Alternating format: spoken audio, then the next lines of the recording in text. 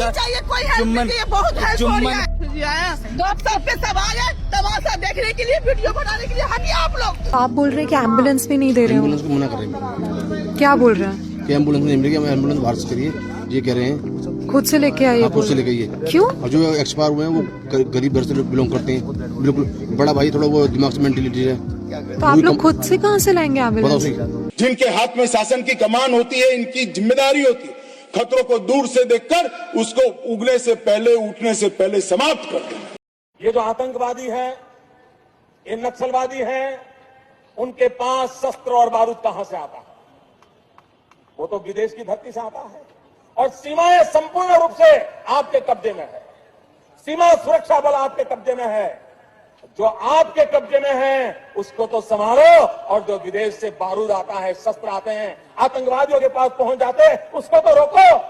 जवाब नहीं है। Lal Qila, which is considered to be the national symbol of unity, the national symbol of strength, जहाँ से 15 अगस्त के भाषण होती है प्रधानमंत्री जी की, जहाँ हम हर 15 अगस्त में अपनी आज़ादी का जश्न मनाने की शुरुआत करते हैं, वहाँ पे झंडा फहरा करके लाल किले को टारगेट करना।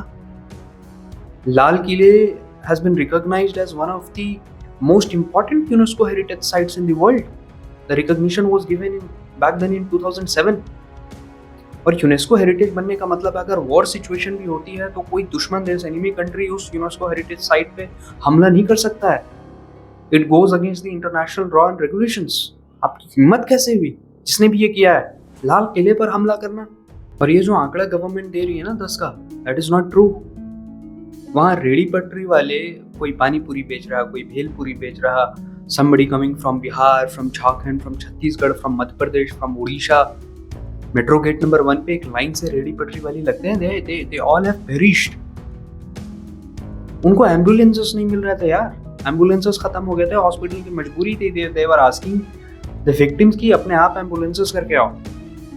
Such was the condition at RML hospital, at Loknayak, Jayaprakash Narayan hospital, जो कि वहाँ से बहुत दूर नहीं है, 5-6 किलोमीटर के डिस्टेंस में है। 5 to 6 kilometre in Delhi is nothing. जो रिपोर्ट सामने निकल करके आ रही है उसमें यह है कि ये जो कार है, ये फरीदाबाद का रजिस्ट्रेशन नंबर इसका सामने आ रहा है। अब फरीदाबाद में ही कल दोपहर में क्या हुआ था कि 3000 kg का वो RDX बना रहे थे, वो पकड़ा गया था। उसमें 2 डॉक्टर का नाम सामने आता है, डॉक्टर मुजम्मिल और डॉक्टर अहमद। अब what comes shocking to me कि जो डॉक्टर लोगों की जान बचाता है वो दूसरों को जान लेने के लिए सोच भी कैसे सकता है यार?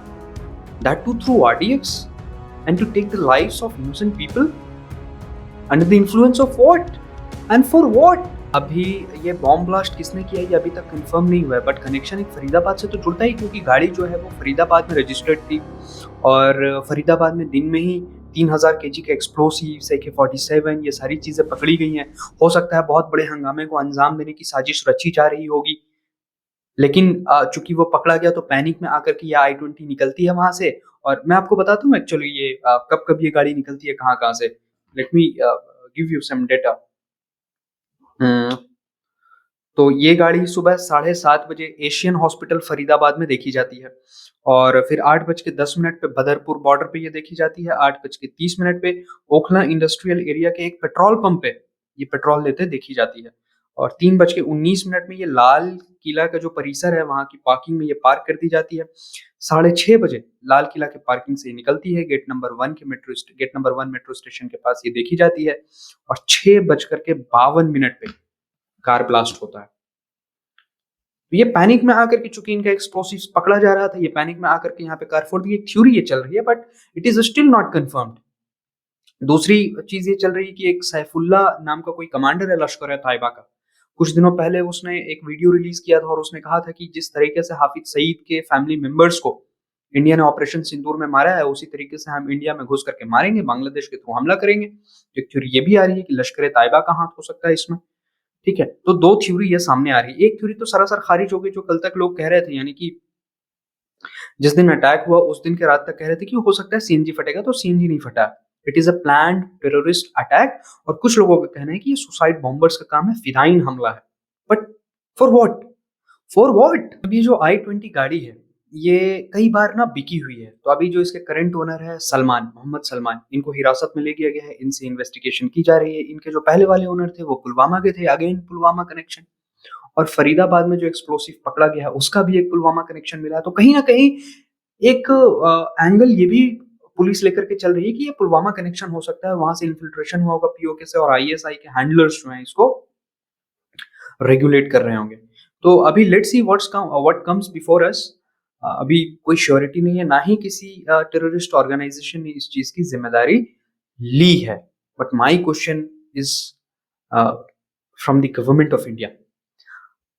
कोई हमें आकर के मार देता है, फिर आप एक रिएक्शन देते हैं, and then everybody feels happy कि हाँ चलो हमारे 10 मरे, हमने उसके 20 मार दिए। Why not to take preventive measures यार? हम प्रिवेंटिव क्यों नहीं हो सकते हैं कि वो 10 नहीं 10 मरे ही नहीं, कभी कोई आतंकवादी हमला हो ही नहीं। Why don't we think this way? और हम खुश क्यों हो जाते हैं? ये जो 10-50 जो भी मरे हैं ना अभी कार ब्लास्ट में, अभी फिर हम बदला ले लेंगे, खुश हो जाएंगे, चलो अरेस्ट हो गया। व्हाट खुशी यार? उस परिवार के पास उसका बेटा कभी वापस नहीं जाएगा। उस नन्हे फरिश्ते जो अभी अभी पैदा हुई है, उसका बाप जो रेडी पटरी में अपने परिवार को चलाने के लिए पानी पूरी और भेलपुरी की सामानें बेच रहा था, वो अपने घर वापस नहीं जाएगा। वो बच्चे यतीम हो गए, अनाथ हो गए वो बच्चे। Why should we feel happy? Pahalgam में जब वो ऑपरेशन सिंधु हुआ, everybody felt very happy कि चलो हमने बदला ले लिया। Yes, to an extent, I was also happy, but at the same time, I was saddened by the fact that 26 people died. Many lost their family members who are never going to come back to their lives.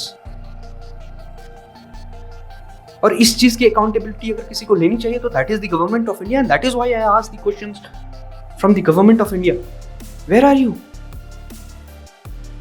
ये same PM Modi जब CM Modi थे तो ये कहते थे, क्या कहते थे आप सुनिए। ये जो आतंकवादी हैं, ये नक्सलवादी हैं, उनके पास शस्त्र और बारूद कहां से आता है? वो तो विदेश की धरती से आता है। और सीमाएं संपूर्ण रूप से आपके कब्जे में है। सीमा सुरक्षा बल आपके कब्जे में है। जो आपके कब्जे में है उसको तो संभालो, और जो विदेश से बारूद आता है, शस्त्र आते हैं, आतंकवादियों के पास पहुंच जाते हैं, उसको तो रोको। जवाब नहीं है। मैंने उनको दूसरा सवाल पूछा। हमने कहा आतंकवादियों के पास धन आता है, हवाले से आता है, पूरा मनी ट्रांजैक्शन का कारोबार भारत सरकार के कब्जे में है, आरबीआई के अंडर में है, बैंकों के माध्यम से होता है। क्या प्रधानमंत्री आप इतनी निगरानी नहीं रख सकते कि ये जो धन विदेश से आकर के आतंकवादियों के पास जाता है आपके हाथ में है, राज्य उसमें कहीं बीच में नहीं आते, आप उसको क्यों नहीं रोकते हैं? क्यों नहीं पकड़ पाते हो? आप उसके लिए क्या करना चाहते हो? मैंने तीसरा सवाल उनको पूछा कि विदेशों से घुसपैठ जी आते हैं, घुसपैठ जी आतंकवादियों के रूप में आते हैं, आतंकवादी घटनाएं करते हैं, भाग जाते हैं। प्रधानमंत्री जी आप मुझे बताइए, सीमाएं आपके हाथ में है, कोस्टल सिक्योरिटी आपके हाथ में है, बीएसएफ सेना सब आपके हाथ में है, नेवी आपके हाथ में है, कि विदेश से घुसपैठ के कैसे घुस जाते हैं, आतंकवादी विदेशों से यहां कैसे घुस जाते हैं? आप जवाब दीजिए। व्यवस्था आप होम मिनिस्टर हमारे कहते थे। अब जब ये लोग गवर्नमेंट में आ गए हैं तो ये टेररिस्ट अटैक्स हो ही नहीं पा रहे। I am completely saddened by the fact कि पुलवामा हमला का अभी तक चार्जशीट फाइल नहीं हुआ है। यार what bullshit is going on in this country? Chargesheet file नहीं होना मतलब no prob, no investigation. I don't know Pahalgam का हुआ है या नहीं, या इसका होगा या नहीं। Nobody is asking questions from the government of India. क्यों? And Mr. Prime Minister, I feel so happy for your cheers moment in Bhutan. यहां सैकड़ों लोग जो है वो मर गए हैं, and the birthday party in Bhutan is more important for you than paying the condolences to the families who lost their members in this terrific car blast in Delhi. Just to have cheers moment with the king of Bhutan? Go, have fun, have cheers with the people of Bhutan, and let us die without having any responsibility on your shoulders, having no answerability to the people of India, having no accountability, क्योंकि media तो है ही आपकी white washing करने के लिए. You should be there. You should be here at Delhi this time.